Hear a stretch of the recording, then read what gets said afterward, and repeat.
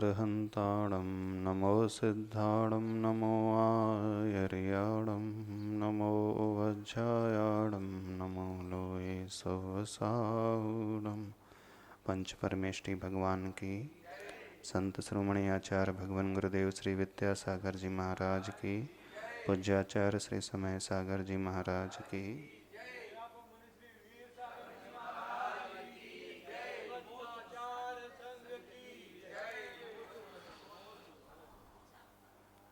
विषय उन रिद्धियों का ही चल रहा है।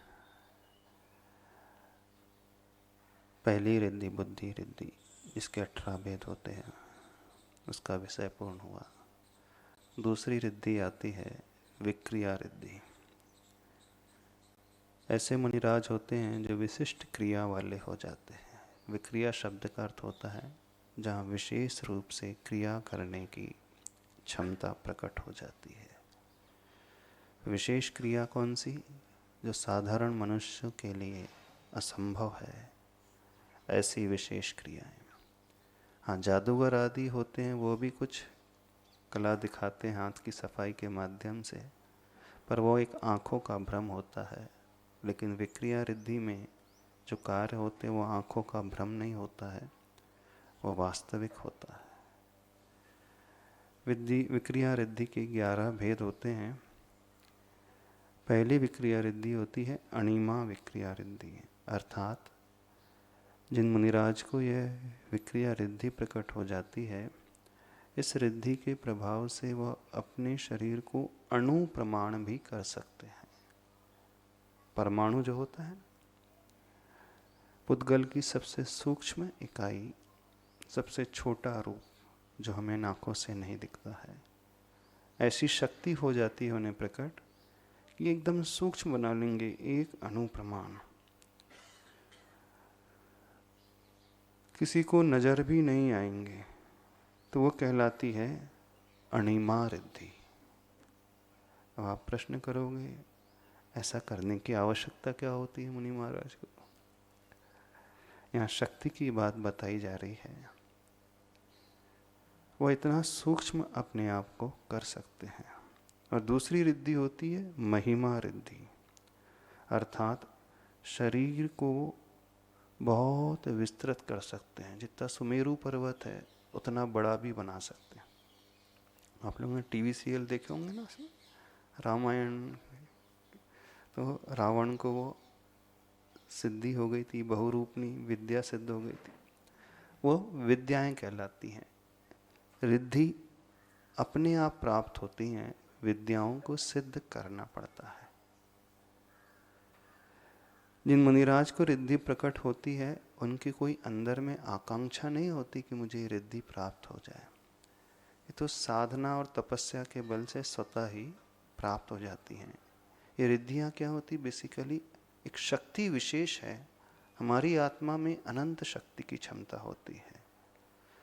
जब चारित्र का इतना निर्दोष पालन किया जाता है, तो कर्मों का क्षय होते होते अलग अलग प्रकार की शक्तियाँ उद्घाटित होने लगती हैं, प्रकट होने लगती हैं, जो दुनिया को अचंभित कर सकती हैं और कर देती हैं। तो विक्रिया रिद्धि भी दुनिया में एक आश्चर्य को पैदा करने वाली शक्ति होती है। तो महिमा रिद्धि ने जितनी वो अपने बड़े शरीर को विस्तृत बना सकते हैं, विशाल महिमावान बना सकते हैं, सुमेरु पर्वत के बराबर भी बना सकते हैं। एक रिद्धि होती है लघिमा रिद्धि। लघिमा का अर्थ होता है लघु बना लेना, बिल्कुल हल्का बना लेना। वायु से भी अपने शरीर को जो लघु बना लेते हैं, वो लघिमा रिद्धि कहलाती है। तो अब हम इन रिद्धिधारी मुनिराज को स्मरण करेंगे, उनकी जाप देंगे। तो ओम ह्रीम अणिमा विक्रिया रिद्धिये नमः, ओम ह्रीम महिमा विक्रिया रिद्धिये नमः, ओम ह्रीम लघिमा विक्रिया रिद्धिये नमः। अब फिर आपके मन में प्रश्न होगा, उत्पन्न उठेगा कि हम रिद्धि को क्यों नमस्कार कर रहे हैं, है ना? इस मंत्र में क्या बताया गया है? ओम ह्रीम लघिमा विक्रिया रिद्धिये नमः।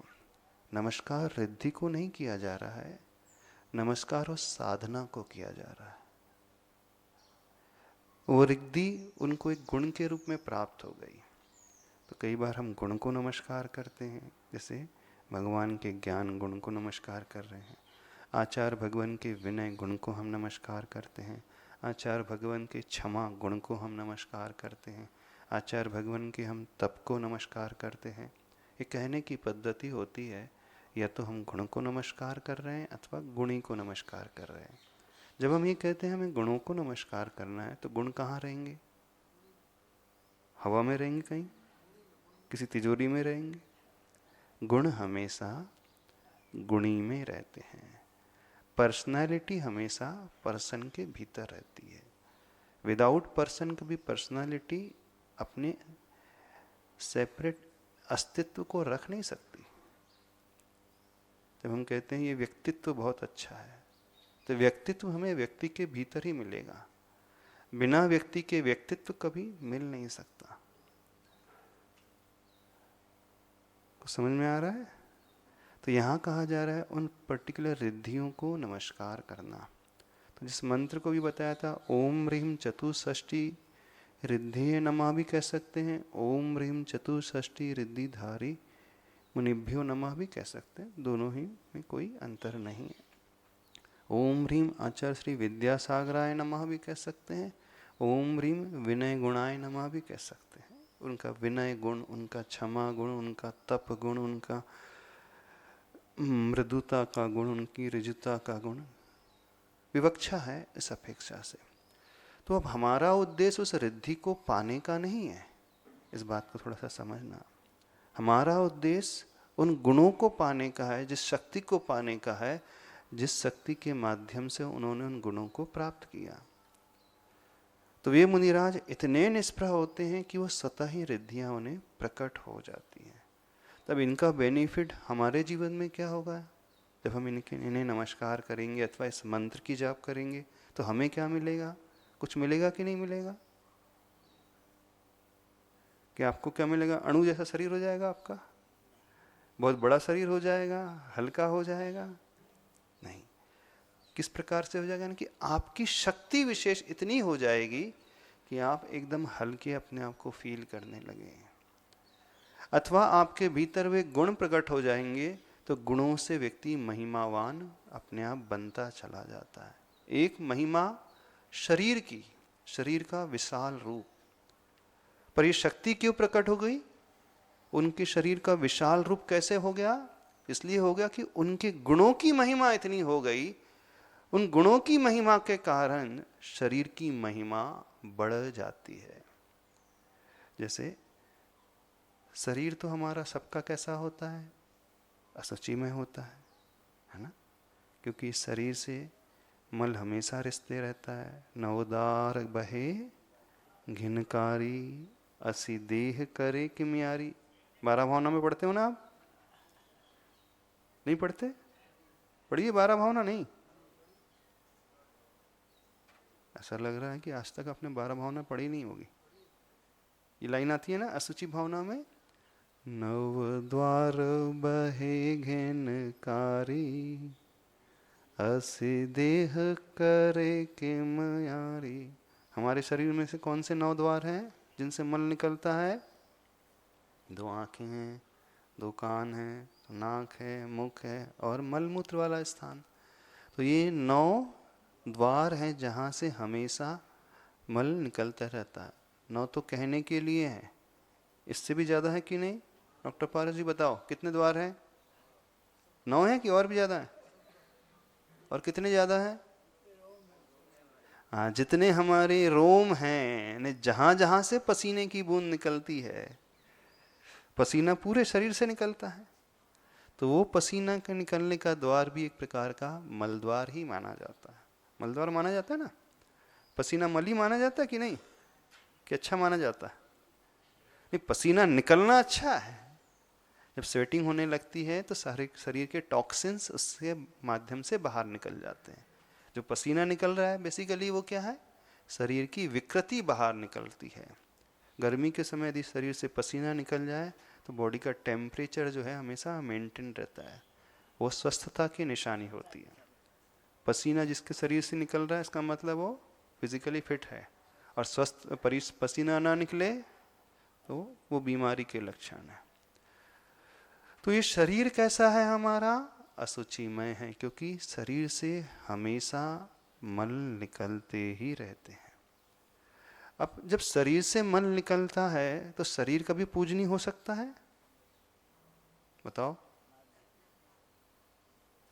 शरीर की पूजा करनी चाहिए? क्यों डॉक्टर से बता, करना चाहिए कि नहीं करना? तो फिर शरीर की पूजा क्यों करते हैं आप लोग? आचार्य के शरीर की पूजा क्यों करते थे?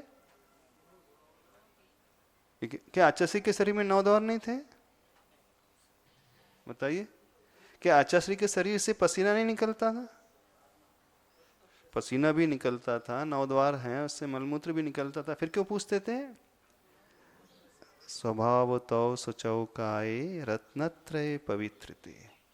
शरीर की पूजा नहीं करते थे, क्योंकि उस शरीर के भीतर रहने वाला जो शरीरी अर्थात आत्म तत्व है, उस आत्मा में रत्नत्रय रूपी गुण प्रकट हो गया था। सम्यक दर्शन, सम्यक ज्ञान और सम्यक चारित्र रूपी गुण उन्होंने अपनी आत्मा में उद्घाटित कर लिए थे। तो चूंकि गुण प्रकट हो गए थे तो गुण की पूजा होती है। उद्देश्य हमारा आचार्य श्री के चरणों के पूजने का नहीं होता है। चरण पूजने का था, उनके गुणों को पूजने का था। जैसे आप भगवान का अभिषेक करते हो, भगवान के दर्शन करते हो, तो अभिषेक क्यों करते हो? मूर्ति साफ करने के लिए? क्यों बकली वाली बताओ? मूर्ति साफ करने के लिए, दाग लग गया इस कारण? किस लिए करते हैं अभिषेक? धूल लग गई है, बताओ तो सही, किस लिए करते हो? धूल साफ करने? नहीं, अभिषेक जो है धूल साफ करने के लिए नहीं किया जाता है। श्रावक अभिषेक करता है स्वाम स्वीय कलमश गणोन्मथनाय देवः शुद्धोदकैरभिनयामि महाभिषेकम।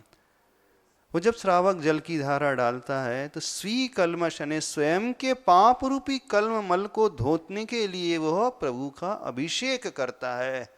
अभिषेक प्रभु का होता है, अभिषेक प्रभु की प्रतिमा का होता है और शुद्ध श्रावक हो जाता है। क्या गजब की बात है। नहा कोई रहा है, शुद्ध हम हो रहे हैं। कभी देखा आपने? आप नहाओ और बेटा शुद्ध हो जाए, ऐसा होता कभी नहीं, पर धर्म में होता है, जैन धर्म में। हाँ, भगवान का अभिषेक करो, मूर्ति के ऊपर जल डालो, भगवान शुद्ध नहीं होंगे? शुद्ध कौन होंगे? हम स्वयं होंगे। तो अभिषेक करने का पर्पस क्या होता है? मूर्ति साफ करना नहीं होता है। अभिषेक का पर्पस होता है स्वयं के पाप मल को साफ करना। तो ऐसे ही हम गुरु के चरणों की वंदना करते हैं तो व्यवहार में कहा जाता है गुरु के चरण स्पर्श करते हैं, गुरु की वैयावृत्ति करते हैं, पर उद्देश्य क्या होता है? शरीर पूजनी नहीं होता है, क्योंकि उस शरीर के भीतर रहने वाली आत्मा में वे रत्नातर रूपी गुण प्रकट हो गए, तो हम गुणों की पूजा करते हैं। अब गुण कहाँ मिलेंगे? शरीर में मिलेंगे, क्योंकि शरीर से रहित आत्मा नहीं रहेगी और आत्मा से रहित गुण नहीं रहेंगे। तो शरीर गुण कहाँ प्राप्त होंगे? उस शरीर के भीतर।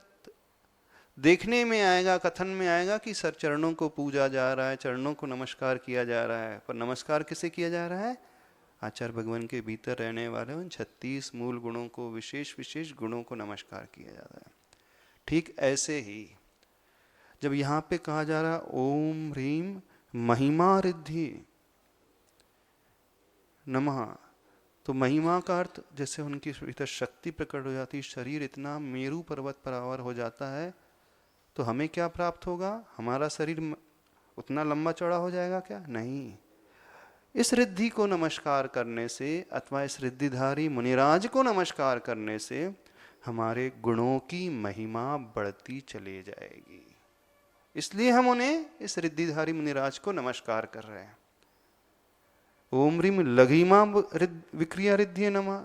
तो लघिमा का क्या अर्थ हुआ? एकदम उन्होंने अपने आप को हल्का बना लिया, लघु बना लिया। कैसे लघु बनता है व्यक्ति? जब उसका मन का बोझ उतर जाता है तो वो एकदम लघु बन जाता है। शरीर से लघु नहीं, मन से एकदम हल्का। क्योंकि जिसकी आत्मा जितनी हल्की होती है उसका उतना ही ऊर्ध्वगमन होता है। जिसकी आत्मा जितनी भारी होती है वो कहाँ जाता है? नरक जाता है। बहुत आरंभ, बहुत परिग्रह रखने वाला, बहु आरंभ परिग्रहत्वम नारकस्य आयुषा, तत्वासूत्र तो पढ़ा होगा ना। जो बहुत आरंभ सारंभ करता है, बहुत परिग्रह रखता है, कहाँ जाता है वो? नरके। कहाँ जन्म होगा उसका? नरकों में। तो आप में से कौन कौन जाएगा? वाटनी जी कहाँ जाओगे? परिग्रह है ना बहुत? नहीं महाराज जी, ज्यादा नहीं है। हाँ, जिसके पास बहुत रहेगा, बहुत परिग्रह से अर्थ ये नहीं समझना बहुत पैसा। बहुत परिग्रह से अर्थ है बहुत ज्यादा गृद्धता, जिसकी मूर्छा की भावना जिसकी रहेगी, लालसा जिसकी बहुत रहेगी, हाँ मुझे इतना चाहिए, इतना चाहिए, इतना कमाना है, इतना कमाना है। तो कुछ लोग हैं सवेरे से 6 बजे से रात के 11 बजे तक दुकान में लगे रहते हैं, बोले बहुत चाहिए, बहुत कमाना है, सीजन आ रहा है दिवाली का, फुर्सत ही नहीं है। तो जो बहुत मूर्छावान होता है व्यक्ति, यानी जिसकी आसक्ति बहुत अधिक होती है, तो वो उतना ही भारी हो जाता है, और जिसकी मूर्छा कम हो जाती है वो उतना ही हल्का माना जाता है। तो जब हम कह रहे हैं कि ओम ह्रीम लघिमा विक्रिया रिद्धि नमः, तो उन्हें नमस्कार करने से हमारा मन जो है एकदम हल्का हो जाएगा, जो कषाय का बोझ है वह उतर जाएगा। जब हम कह रहे हैं कि ओम ह्रीम अणिमा विक्रिया रिद्धि नमः, तो अणु की भांति जो एकदम अपने आप को हल्का बना लेते हैं। कैसे? जिनका व्यवहार ऐसा हो जाता है कि जिनकी मान कषाय एकदम निकल जाती हैं, तो वो कहलाती है अणिमा रिद्धि। कथन में आएगा अणिमा रिद्धि को नमस्कार कर रहे हैं, पर हो किसे नमस्कार रहा है? उन ऋषियों को, उन मुनियों को। क्यों नमस्कार कर रहे हैं? उन जैसे गुण, लघिमा जैसे गुण, अणु जैसे गुण, महिमा जैसे गुणों की प्राप्ति हमें हो जाएगी। चौथी रिद्धि आती है गरिमा रिद्धि। गरिमा रिद्धि होती है जो वज्र से भी अधिक अपने शरीर को भारी बना लेता। ओम ह्रीम गरिमा विक्रिया रिद्धिये नमः। कौन सी शक्ति हो जाती है? कोई उनके पैर को उठाना भी चाहे तो 1 mm भी मूव नहीं कर सकता। कोई देवता भी आए तो उठा नहीं सकता। ऐसी रिद्धि भी हो जाती है। जैसे जब वो मुनिराज, बाली मुनिराज कैलाश पर्वत पे तपस्या कर रहे थे, तो रावण बदला लेने के लिए आया। तो उसने क्या सोचा? मुनिराज को पर्वत सहित उठा करके फेंक देता हूँ। तो मुनिराज ने क्या? अंगूठा थोड़ा सा मुंह किया तो पर्वत सहित रावण नीचे धंसने लगा। अंगूठा का इतना सा मुंह करना था बस। तो जो पर्वत सहित उठाने की क्षमता रखता था रावण, वो नीचे दबने लगा और वहीं रुदन करने लगा। इस कारण उसका नाम क्या पड़ गया? रावण। वैसे था तो उसका नाम दशानन जन्म से, पर रौती थी रावण, चूंकि वहां पे रुदन करने लगा, फिर बाद में क्षमा मांगा, तो मुनिराज ने उस अंगूठी को वापस उठाया। इसका यह अर्थ ये नहीं कि मुनिराज उन रिद्धियों का प्रयोग करते हैं, फिर भी उन मुनिराज ने क्यों किया था? यदि वो नहीं करते तो जो कृत्रिम चैत्यालय 72 जिनालय की रचना भरत चक्रवर्ती ने की थी, वो मंदिर भी तहस नहस हो जाते। तो मंदिरों की सुरक्षा को ध्यान में रखते हुए, प्रतिमाओं की सुरक्षा को ध्यान में रखते हुए मुनिराज ने थोड़ा सा अंगूठा दबा दिया, जिससे वो पर्वत नीचे दबने लगा। तो फिर रावण ने आकर के क्षमा मांगी और बहुत पश्चाताप किया, इतना पश्चाताप किया। फिर मुनिराज से पूछता, मैं अपना पाप का प्रक्षालन कैसे करूं? तो मुनिराज ने कहा, भक्ति करो भगवान की। फिर वहां से जाकर के वो शांतिनाथ भगवान के जिनालय में भक्ति करता। ऐसी भक्ति की उसने, ऐसी भक्ति की कि कोई नहीं कर सकता। वीणा का तार टूट गया तो अपनी जंघा की नस को निकाल करके वीणा में लगा दी और भक्ति करने लगा। है कोई ऐसा भक्त रावण जैसा यहाँ पे? नहीं ना। ऐसी भक्ति किया था उसने रावण ने। तो जब भक्ति भी करता था तो डूब के, हाँ एक बात अलग है कि गलती हो गई थी उससे, पर पश्चाताप के फलस्वरूप उसने अपने आप को बहुत शुद्ध बना लिया था। पांचवी विक्रिया रिद्धि होती है प्राप्ति रिद्धि। प्राप्ति रिद्धि क्या कहलाती है? भूमि पर बैठे बैठे ही सूर्य चंद्रमा को स्पर्श कर लेना, उसे प्राप्त कर लेना। हाँ, ऐसी भी शक्ति होती है। जैसे विष्णु कुमार मुनि महाराज, जब छुल्लक जी ने आके बताया कि आप ही उपसर दूर कर सकते हैं 700 मुनि महाराज का, तो बोले आपके पास विक्रिया रिद्धि है। तो बोले मेरे पास रिद्धि, मुझे तो पता ही नहीं। नहीं, गुरु महाराज ने कहा आप ही के पास है। तो फिर वो ट्राई करते देखते, यहाँ बैठे रहते तो सीधे हाथ बढ़ जाता है तो सुमेरु पर्वत तक पहुंच जाता है। तब उन्हें विश्वास हो जाता कि अरे मेरे पास भी रिद्धि है। देखो ऐसी निष्प्रता होती है मुनिराज की। शक्तियां कई प्रकट हो जाती हैं लेकिन उन्हें भान ही नहीं रहता कि इतनी शक्तियां हो गई। जैसे आचार्य श्री थे, जब आचार्य भगवान सामायिक करते थे, साधना करते थे, कई देवता लोग आकर के उनकी सेवा करते थे। कई ऐसी दिव्य शक्ति जो आचार्य भगवान के चारों तरफ हमेशा रहती थी, मंडराते रहती थी, पर आचार्य भगवान उस ओर ध्यान ही नहीं देते। कई ऐसे बड़े बड़े तांत्रिक मांत्रिक आए आचार्य भगवान की भक्ति करने के लिए, दर्शन करने के लिए। अमरकंटक की घटना है, वहाँ बहुत सारे लोग तंत्र विद्या का प्रयोग करते हैं, साधना करते हैं। एक बार एक तांत्रिक आचार्य भगवान के दर्शन करने के लिए आया, देखने के लिए आया कि इतनी ठंड में, क्योंकि अमरकंटक तो हिल स्टेशन है, ठंड बहुत पड़ती है। बोले इतनी ठंड में तो हम लोग कंबल ओढ़ करके रहते हैं। बोले ऐसे कौन से जैन साधु हैं जो दिगंबर रह सकते हैं? तो वो परीक्षा करने के लिए आया था। रात के 11-12 बजे देखने के लिए आया था कि चल करके देखना चाहिए सही में दिगंबर रहते हैं कि सिर्फ प्रचार करते हैं कि हम दिगंबर रहते हैं।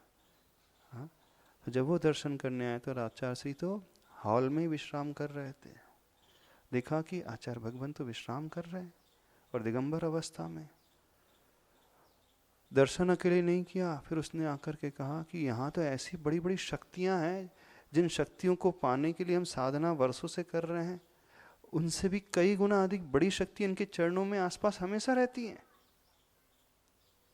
उनकी सेवा में हमेशा तैनात रहती हैं और अपने आप को कृतकृत्य मानती हैं, हो भाग्यशाली मानती कि देखो ऐसे महातपस्वी की हम सेवा कर रहे हैं। तो वो इतना श्रद्धा भाव से भरा नतमस्तक हो गया, साष्टांग नमस्कार किया। आकर के उसने कहा कि नहीं, जैसा सुना था उससे भी कई गुना अधिक यहाँ पर मैंने देखा है, मैंने पाया है।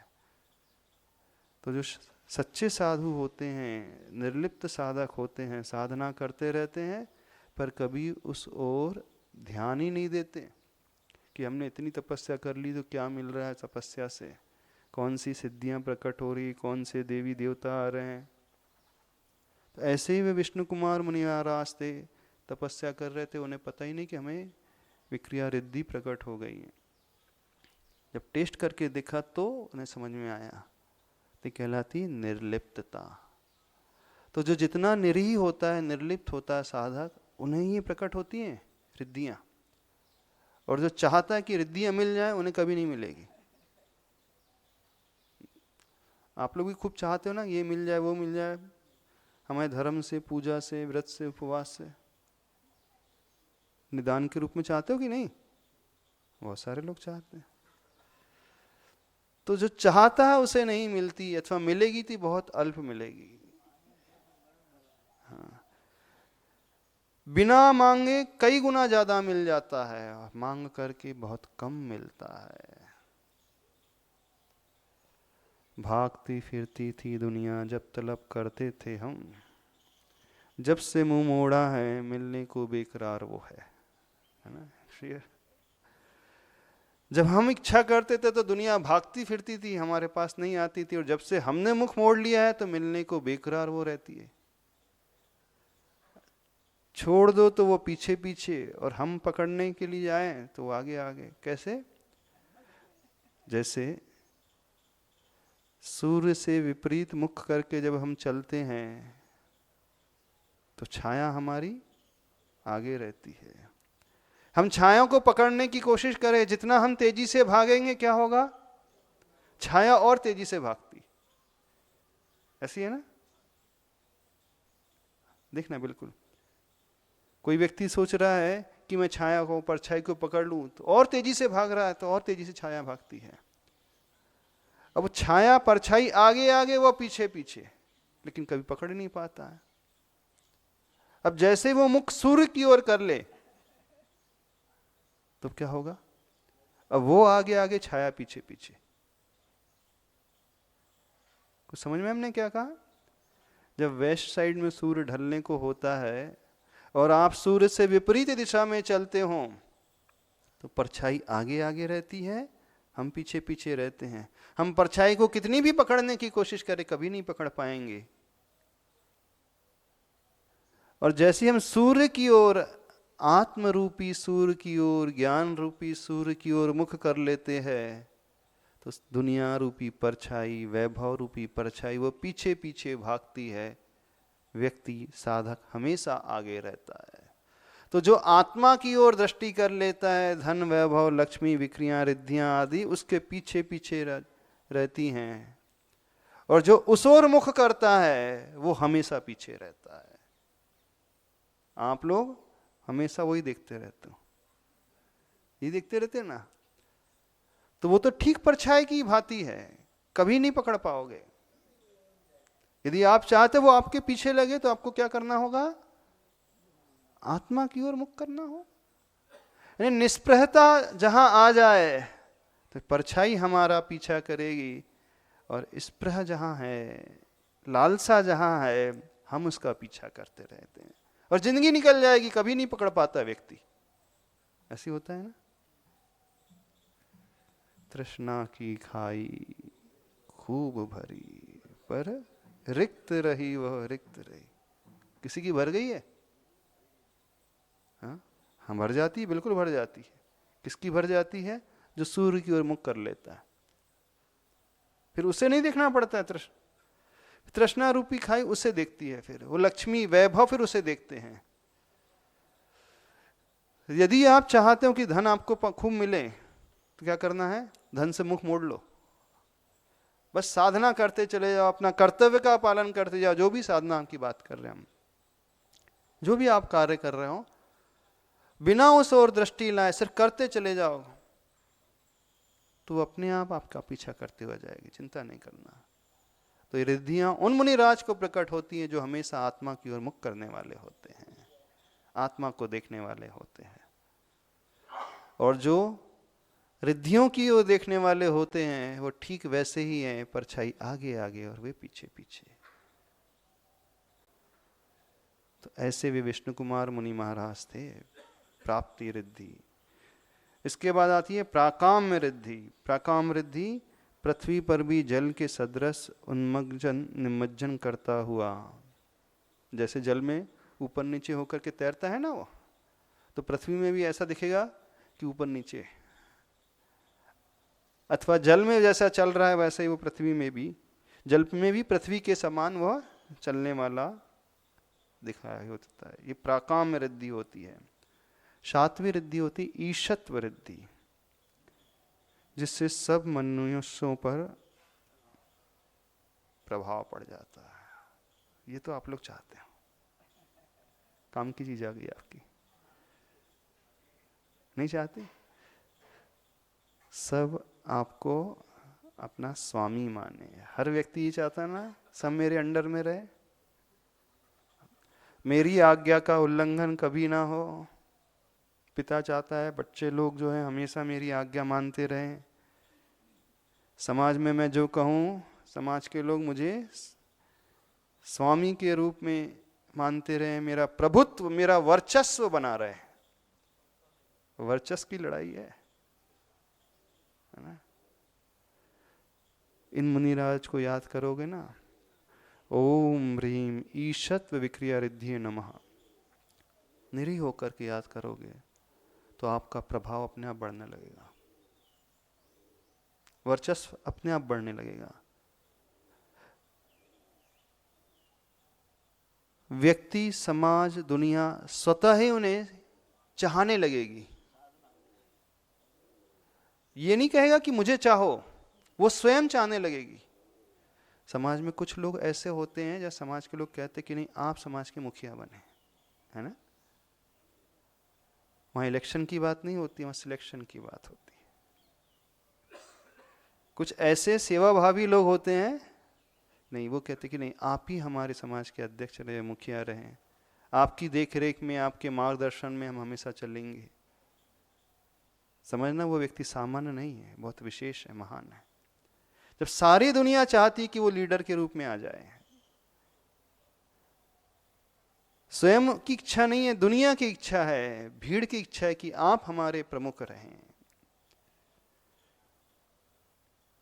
आप ये चाहते कि आपके खानदान में, आपके रिश्ते नातों, रिश्तेदारों में, समाज में दुनिया आपको चाहने लगे, परिवार के लोग आपको चाहने लगे। इन रिद्धिधारी मुनिराज को स्मरण में ला लेना, ओम ह्रीम ईशत्व विक्रिया रिद्धि नमः। अपने आप प्रभाव बढ़ता चला जाएगा। पर उद्देश्य ये नहीं रखना कि मेरा प्रभाव बढ़े, फिर गलत गड़बड़ हो जाएगी इनको। उद्देश्य रखना नहीं कि मेरा वर्चस्व बढ़े, दुनिया मुझे स्वीकारे, मुझे माने स्वामी के रूप में, मुखिया के रूप में, लीडर के रूप में। तो जो लीडर बनना चाहता है, या यूं कहें इन रिद्धिधारी मुनिराज की जाप से लीडरशिप क्वालिटी अपने आप डेवलप हो जाएगी। नेतृत्व करने की क्षमता अपने आप पैदा हो जाएगी।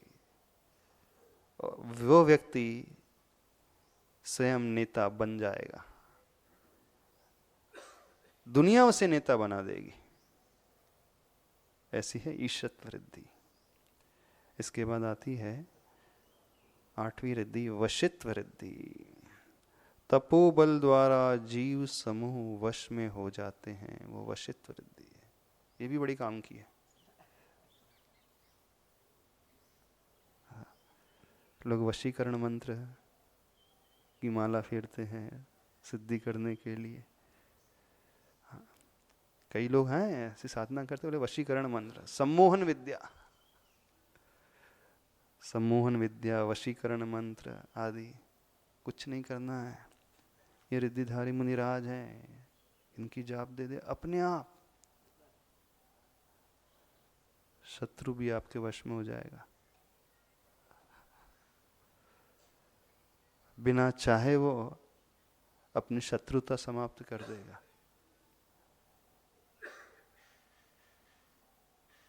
स्वयं वो आपका मित्र बन जाएगा। शत्रु को भी मित्र बनाने की कला आ जाएगी। जिससे आपका मन मुटाव है, जिनसे आपकी नहीं पटती है, जिन्हें देख कर के आपके मन में द्वेष का भाव पैदा होता है, संक्लेश का भाव पैदा होता है। शायद सबके जीवन में कुछ ना कुछ लोग तो होंगे ऐसे। कितने हैं? एक एक है, दो दो है? वन डिजिट, सिंगल डिजिट में, डबल डिजिट में? डबल में होंगे, 10-20 तो होंगे। वशीकरण का अर्थ वो नहीं कि गलत कार्य के लिए हम वश में कर लें। इन मुनिराज के नाम स्मरण से आपके प्रति किसी के मन में कोई शत्रुता का भी भाव होगा, अथवा उसके मन में आपके प्रति शत्रुता का भाव होगा, तो शत्रुता का भाव शांत हो जाएगा, वो मित्र की भांति हो जाएगा। और जिसने अपने शत्रु को मित्र बना लिया, इससे बड़ी उपलब्धि कुछ नहीं होती। ये भी एक तरीका है अपने मित्र को मारने का, शत्रु को मारने का, है ना। एक तरीका होता है उसको जान से समाप्त कर देना, तो शत्रु समाप्त हो गया। और दूसरा तरीका है मित्र बना लो तो भी शत्रु समाप्त हो गया। जान से मारोगे वो हिंसा कहलाएगी, वो पाप कहलाएगा। मित्र बना लोगे वो धर्म कहलाएगा। कौन सा तरीका अच्छा लगता है? आप कौन सा अपनाते हो? निपटा देते हो उसको। हाँ, जो जितना सामर्थ्यशाली होता है उस प्रकार से निपटाता है। कोई पैसे के दबाव में निपटाता है, कोई इसका अपमान करके निपटाता है शब्दों के माध्यम से, कोई मन से उसे निपटाने की कोशिश करता है, और जो पावरफुल होता है, गैंगस्टर हो तो वो तो शरीर से निपटा देता है ना। बस अंतर इतना है कि वो तन से निपटा देता है, जिसकी शक्ति कम होती है वो सिर्फ मौका तलाश करते रहता है। लेकिन कोई मौका तो मिले इसको निपटाने का, बदला तो लेकर के रहूंगा। भीड़ में मेरी इंसल्ट की थी, मैं भी भीड़ में इंसल्ट करूंगा। थॉट प्रोसेस में कोई अंतर नहीं है, वो सीधा उसे मार रहा है जान से। चूंकि ये शक्तिहीन है इसलिए वो इंतजार कर रहा है मौके का, बदला लेने का। तो दोनों की विचारधारा एक जैसी है लगभग। तो एक तरीका होता है उसे निपटा करके समाप्त करना, लेकिन दूसरा बड़ा अच्छा तरीका होता है मित्र बना करके शत्रु को समाप्त कर लेना। वश में हो जाएंगे। हाँ, विशेषकर बहुएं, सासू माँ वश में हो जाएगी। सासू, उनकी बहू उनके अंडर में आ जाएगी। हाँ, जो शिकायत करती रही, बहू सुनती नहीं है, हाँ, मानती नहीं है, ध्यान नहीं रखती है। हाँ, वशित वृद्धिधारी। आप फेरो तो सही, याद तो करो मुनि महाराज को, माला तो फेरो। इसमें कोई लौकिक आकांक्षा नहीं है यहाँ पे। वो अंदर का मलाल जो है वो दूर हो जाएगा, संबंध बड़े अच्छे बन जाएंगे इस अपेक्षा से। ओम ह्रीम वशित्व विक्रिया रिद्धि नमः।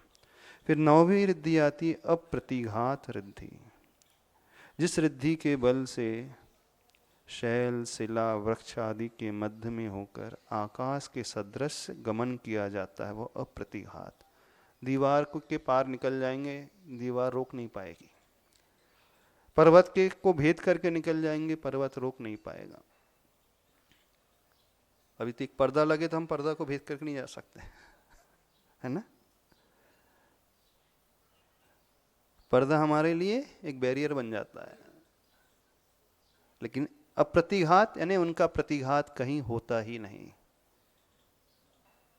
गाड़ी भी आ रही है तो उनको कुछ नहीं करेगी, वैसे निकल जाएगी जैसे वह है ही ना हो। ठोस वस्तु को जो पार करके निकल जाते हैं, जो बाधा उत्पन्न नहीं करती है, ये तो हो गया अप्रतिघात। पर इसे जीवन में कैसे हटाएं? बहुत सारे लोगों के लाइफ में अंतराय कर्म आते हैं।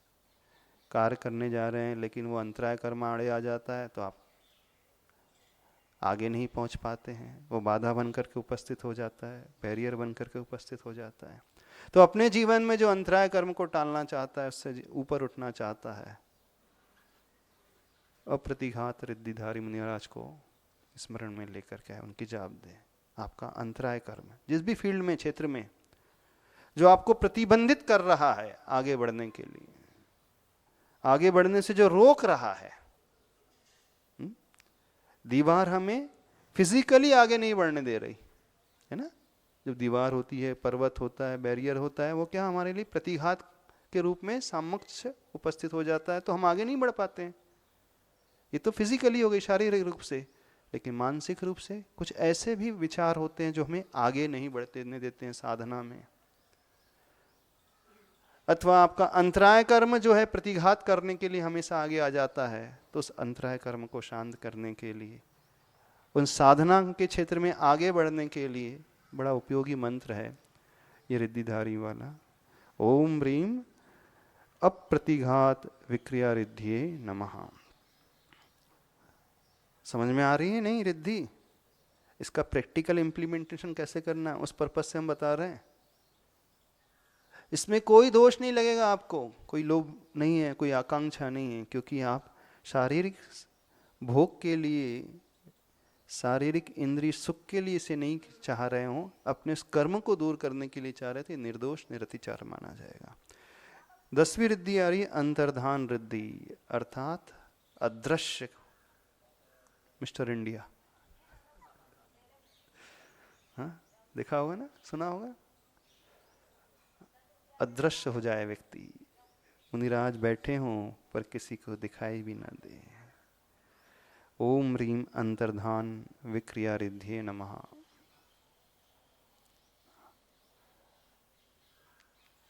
कहाँ अदृश्य हो जाएंगे? भीड़ में रहते हुए भी वे अदृश्य होने की क्षमता रखने वाले होते हैं।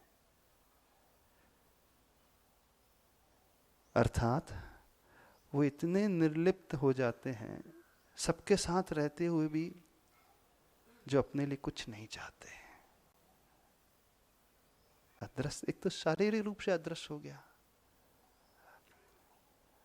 जो अदृश्य हो जाता है वो दूसरों को बाधा नहीं पहुंचाता है ना। मान लीजिए हमें रोड क्रॉस करना, सामने से कोई व्यक्ति आ रहा है, एक पगडंडी है छोटी सी, तो हम उसके लिए बाधक हो जाएंगे ना। और अदृश्य हो जाएंगे तो बाधा आएगी नहीं। अर्थात एक ऐसी भी साधना होती है इसके माध्यम से हम किसी भी जीव के लिए बाधित करेंगे ही नहीं। अर्थात हमारे द्वारा किसी को कोई बाधा ही उत्पन्न नहीं होगी, हमारे द्वारा किसी को कोई परेशानी ही उत्पन्न नहीं होगी। छोटा हो बड़ा हो, कोई भी जीव क्यों ना हो, सब हमसे इतने घुल मिल जाएंगे, कोई विकार जो मन का है वो सब वो दूर हो जाएगा। तो अदृश्य होने की क्षमता शारीरिक रूप से और अदृश्य होने की क्षमता भीड़ में रहते हुए, सबके साथ रहते हुए भी हम उनके लिए कोई बाधक तत्व नहीं बनेंगे। तो ये एक रिद्धि है। और अंतिम विक्रिया रिद्धि है काम रूपित्व रिद्धि। एक साथ अनेक रूप बना लेना काम रूपित्व रिद्धि है। जैसे रावण ने बहुरूपिणी विद्या सिद्ध की थी, बहुरूप बना लेना। हिंदी में बोलते ना बहुरूपिया है, किसको बोलते बहुरूपिया? हाँ, जो जोकर होता है ना, नाटक दिखाता है, उसे बोलते नट बोलते हैं। जो बहुरूपिया, बहुरूपिया अर्थात अपने ओरिजिनल रूप को छोड़ करके भिन्न भिन्न रूप बना करके जो आता है वो कहलाता है बहुरूपिया।